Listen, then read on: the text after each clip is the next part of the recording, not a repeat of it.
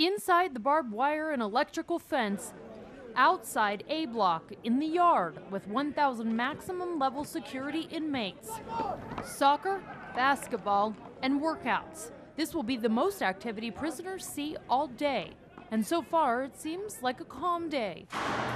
But Lieutenant Michael Nilsson says it's the activity inside inmate cells, usually after dinner, that has them the most worried. Now, they have internet access, you have your smartphones. Basically, the inmates have a laptop computer in their possession at this time. This is where the calls are supposed to be made, but those calls are recorded and their every move monitored by this guard, assault rifle in hand. But after the games are done in the common area, back in their cells, they access the outside world with those smartphones. They're setting up Facebook accounts, they're using Twitter, they're doing accounts online. Nielsen says a lot of gang violence and drug trafficking is orchestrated online. For prisoners who only have time on their hands, calling up phone directories and checking in on what homies are doing is a breeze. And it gets worse. We have victims of crime contacting us at times, telling us that they've been contacted by the inmate that actually committed the crime against their family member. You heard right.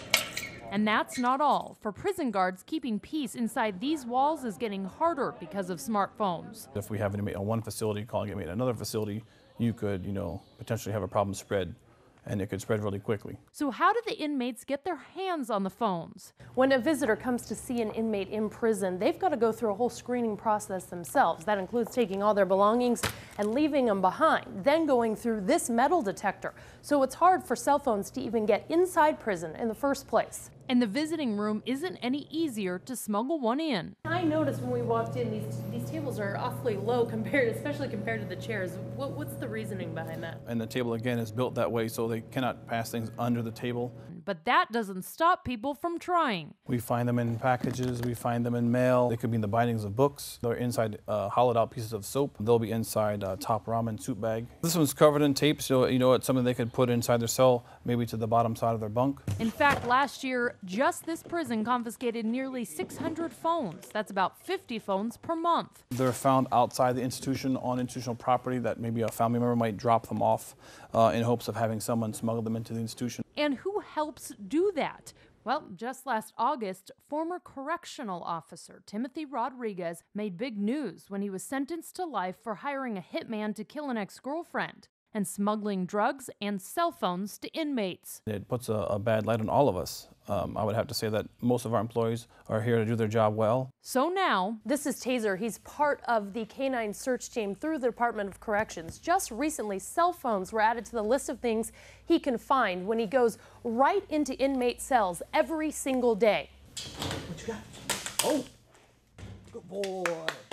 the program is new, but so far Taser has uncovered 30 cell phones in 4 months. So what happens to the inmate who had the phone or the person who smuggles it? Right now, they get a slap on the wrist at best. Why California hasn't done it, given that we're the largest state and are home to the largest problem, is beyond me. For 4 years, Senator Alex Padilla from Southern California has been trying to change that.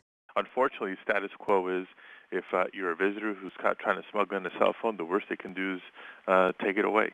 If you're a prison employee, the worst they can do is maybe fire you.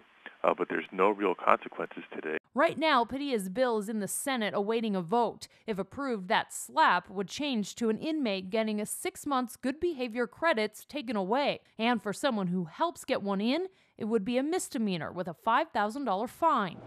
The question remains, though, is that tough enough?